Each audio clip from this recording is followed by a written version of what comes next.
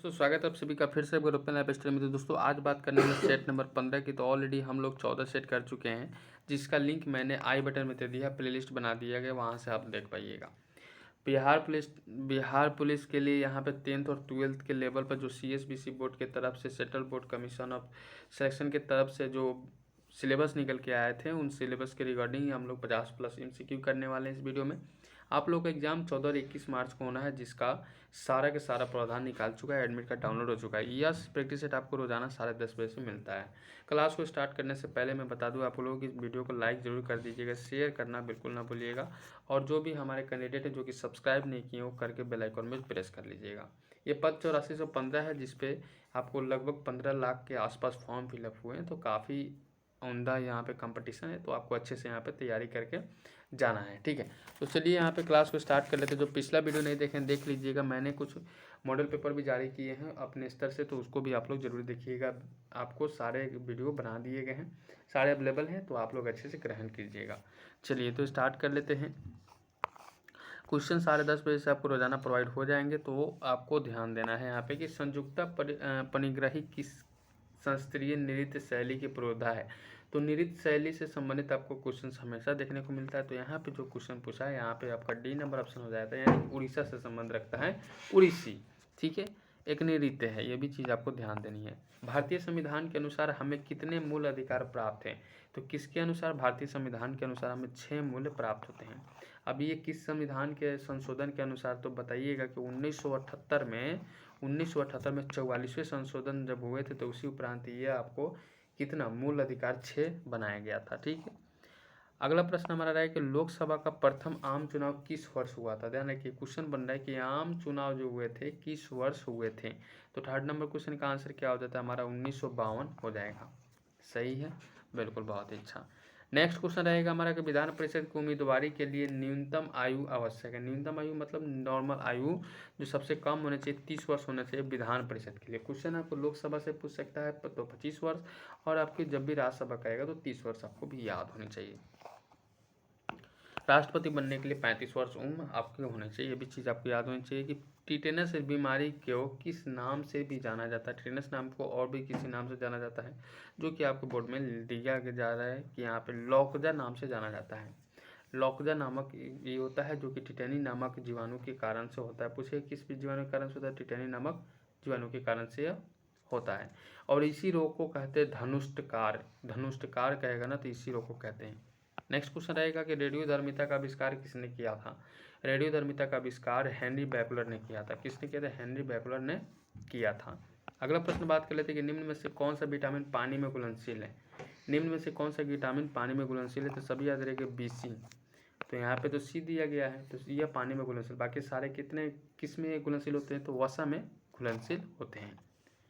अगला बात कर लेते हैं कि निम्नलिखित में से कौन सा भारत का एक प्रसिद्ध टाइगर रिजर्व नहीं है? देखिए, मैं जब भी कहता हूं कि नहीं से संबंधित क्वेश्चन पूछेगा तो उसको अच्छे से ग्रहण कीजिएगा ताकि गलत ना हो। काजीरंगा क्या है? यहाँ पे काजीरंगा नेशनल पार्क जो दिया जाता है उस टाइगर रिजर्व के लिए अवेलेबल नहीं है। यहाँ पे आंसर आपका B बिल्कुल सही हो जाता है। अगला संबंधित है कि निम्न से कौन सा स्तनधारी नहीं है? डॉल्फिन, नीला शार्क, वालरस या व्हेल। क्या हो जाएगा आपका आंसर? तो आपको भी मेरे साथ लगाते चलना है, तो आंसर हो जाएगा वायरलेस हो जाएगा, ठीक है, ताकि आप भी इसको याद कर पाएँ मेरे स्तर से ही, इसको दोबारा देखने की आपको आवश्यकता ना पड़े। जब एक फुलाया हुआ टायर फट जाए तो बाहर निकालने वाली हवा क्या होती है? तो एक फुलाया वाला टायर जो फट जाती है तो उसे ठंडी होगी। क्या हो जाएगा? ठंडी होगी। नेक्स्ट क्वेश्चन देखते हैं। अगला प्रश्न है कि दो असमान द्रव्यमान समान गति जी ऊर्जा रखते हैं तो भारी द्रव्यमान में होता है। कहाँ पे होता है? भारी द्रव्यमान में। तो हमारा आंसर हो जाएगा अधिक संवेग के कारण से। अधिक संवेग के कारण से। याद रखिएगा, क्वेश्चन आपसे पूछ सकता है कि पृथ्वी की सतह पर एक लड़के का भार 600 न्यूटन है, तो उसका भार चांद पर कितना होगा? अगर बात कर ली जाए 600 न्यूटन, तो अगर चांद पर जैसे ही जाएगा वैसे ही उस बचवा का हो जाएगा कितना? तो 100 न्यूटन हो जाएगा, ठीक है। अगला प्रश्न बात कर लेते हैं संवेग का एक माप है। तो सभी को पता है संवेग का माप क्या होता है? तो संवेग का माप गति की मात्रता होता है। गति की मात्रा को संवेग कहते हैं, गति की मात्रा को संवेग कहते हैं। अगला नेक्स्ट क्वेश्चन, निम्न में से कौन सा दर्पण प्रकाश पुंज को एक बिंदु पर केंद्रित करने के लिए प्रयुक्त होता है? याद रखिएगा, निम्न में से कौन सा दर्पण प्रकाश पुंज को एक बिंदु पर केंद्रित करने के लिए किया जाता है, एक बिंदु पर केंद्रित करने के लिए किया जाता है, तो हमारा आंसर हो जाता है अवतल दर्पण। हमारा आंसर क्या हो जाता है? अवतल दर्पण। सही है, बिल्कुल। नेक्स्ट क्वेश्चन रहेगा कि 1 किलोबाइट बराबर कितना होता है? 1 किलोबाइट बराबर कितना होता है? 1 किलोबाइट बराबर, ये कंप्यूटर का क्वेश्चन है। मैं हमेशा कहता हूँ कि ऐसे प्रश्न आपसे पूछ दिए जाते हैं और आप अंदाज़ा भी नहीं लगा पाइएगा कि 1024 बाइट होते हैं 1 किलोबाइट के बराबर होता है, केबी जिसको कहते हैं। अगला प्रश्न बात कर लेते हैं कि निम्नलिखित में से कौन सा जीवाणु नहीं है? ध्यान दीजिए, फिर से नहीं वाला क्वेश्चन पूछ रहा है और आपकी के एग्जामों में ऐसे प्रश्न बहुत बार देखे गए हैं। तो पॉरीफेरी हो जाएगा, पॉरीफेरी, पॉरीफीरा हमारा बिल्कुल सही हो जाएगा, जो कि जीवाणु नहीं है। बाकी स्पिरुलिना, कोकाई और ब्राइबियो सारे जीवाणु होते हैं। अगला बात कर लेते हैं क्वेश्चन की। तो अगला क्वेश्चन आपको, किस हार्मोन को मदा हार्मोन के नाम से भी जाना जाता है? याद रखिए, मदा हार्मोन के नाम से भी जाना जाता है। तो मदा हार्मोन के नाम से किसे जानते हैं? हमारा आंसर हो जाएगा एस्ट्रोजन को, एस्ट्रोजन को। ठीक है, एस्ट्रोजन को हमारा बिल्कुल सही हो जाता है। अगला प्रश्न बात करें कि निम्नलिखित में से 2 तत्व कौन से हैं जो कि जिन्होंने बहुत बड़ी संख्या में यौगिक तैयार किए जा सकते हैं, बहुत बड़ी संख्या में? तो 18 नंबर क्वेश्चन का आंसर क्या हो जाएगा? हमारा प्रश्न हो जाएगा कार्बन और हाइड्रोजन। क्या हो जाएगा? कार्बन और हाइड्रोजन, याद रखिएगा।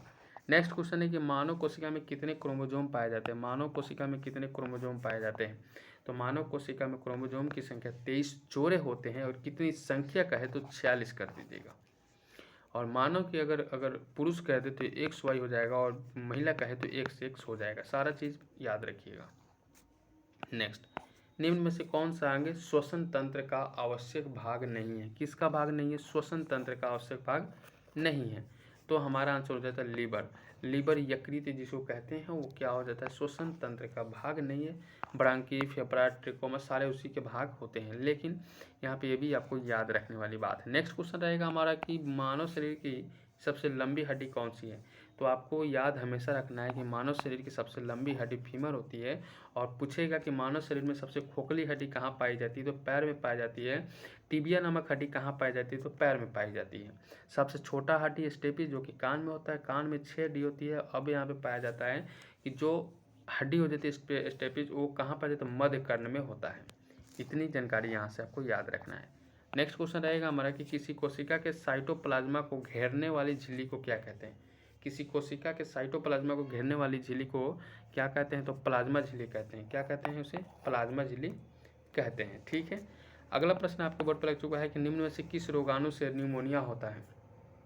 निम्न में से किस रोगाणुओं से क्या होता है? न्यूमोनिया होता है। तो 23 नंबर क्वेश्चन का बैक्टीरिया कर दीजिएगा, बैक्टीरिया कर दीजिएगा, बैक्टीरिया आपको कर देना है। नेक्स्ट क्वेश्चन रहेगा हमारा कि गन्ने में स्टेम ब्लीडिंग किसके कारण से होता है? गन्ने में स्टेम ब्लीडिंग किसके कारण से होता है? गन्ने में स्टेम ब्लीडिंग किसके कारण से होता है? तो 24 नंबर क्वेश्चन का आंसर हो जाएगा कवक के कारण से होता है। क्या होता है भाई? कवक के कारण से होता है। नेक्स्ट क्वेश्चन रहेगा हमारा कि बैटरी के धनात्मक ध्रुव को जोड़ने गए इलेक्ट्रोड को क्या कहते हैं? बैटरी के धनात्मक ध्रुव से जोड़े गए इलेक्ट्रोड को क्या कहते हैं? 25 नंबर क्वेश्चन का आंसर हो जाएगा, क्या हो जाएगा? तो आंसर हो जाएगा हमारा एनोड। एनोड ध्रुव से जोड़े जाते हैं तो उसको एनोड कहते हैं। यहाँ पर दिया गया है सारा चीज़ आपको। अगला प्रश्न है कि मार्स गैस के नाम से कौन सी जानी जाती है? मार्स गैस के नाम से किसे जानते हैं? मार्स गैस के नाम से जाने जाते हैं, उसका नाम हो जाता है मीथेन। पूछेगा गोबर गैस तो मीथेन, प्राकृतिक गैस तो मीथेन। ठीक है।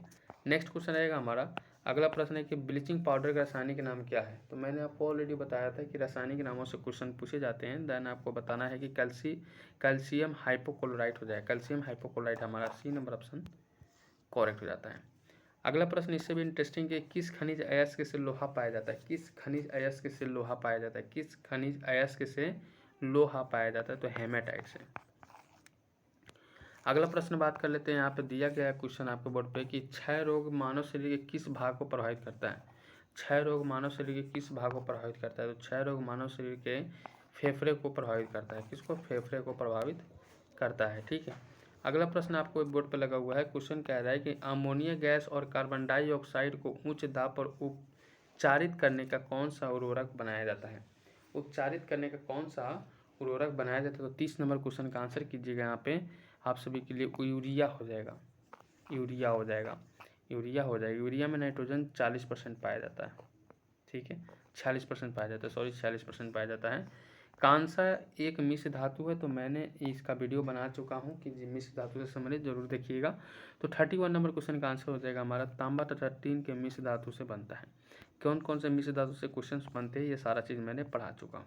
नेक्स्ट क्वेश्चन रहेगा हमारा कि निम्न में से किस लवण का जलीय विलयन लाल लिटमस को नीला कर देता है। तो यहाँ पे याद रखिएगा कि हमेशा लाल लिटमस को जब भी नीला करने की बात करें और जलीय विलयन रखने की बात करें तो आप हमेशा याद रखिएगा Na2CO3 भी काम आ सकता है, NaCO3 भी काम में आ सकता है, Na2CO3 और 10H2O भी काम में आ सकता है। देन आपका डी नंबर ऑप्शन बिल्कुल सही हो जाएगा। अगला प्रश्न बात कर लेते हैं यहाँ पे कि प्राकृतिक रबर के वलनीकरण की क्रिया में किस तत्व को मिलाया जाता है जिससे कि वह और अधिक प्रत्यास्थ हो सके तथा अधिक तन समर्थ दे सकें। ठीक है, तो क्वेश्चन को ध्यान रखिएगा। क्वेश्चन फिर से पढ़ता हूँ कि प्राकृतिक रबर के वलनीकरण की क्रिया में किसी तत्व को मिलाया जाता है जिससे कि वह अधिक प्रत्यास्थ हो जाता है, यानी कि टाइट हो जाता है और अधिक तन्य भी हो जाता है, जिसको नॉर्मल कहते हैं। तो यहाँ पे आंसर हो जाता है सल्फर को। सही है। नेक्स्ट क्वेश्चन देखते हैं यहाँ पे क्या पूछा गया है। अगला प्रश्न आपके बोर्ड पर कि जीवधारियों द्वारा उत्पादित तथा जीवधारियों की उत्प्रेरणा प्रतिक्रियाओं के प्रति असाधारण क्षमता रखने वाले प्रोटीन्स को क्या कहता है। असाधारण क्षमता रखने वाले प्रोटीन्स को हम कहेंगे एंजाइम।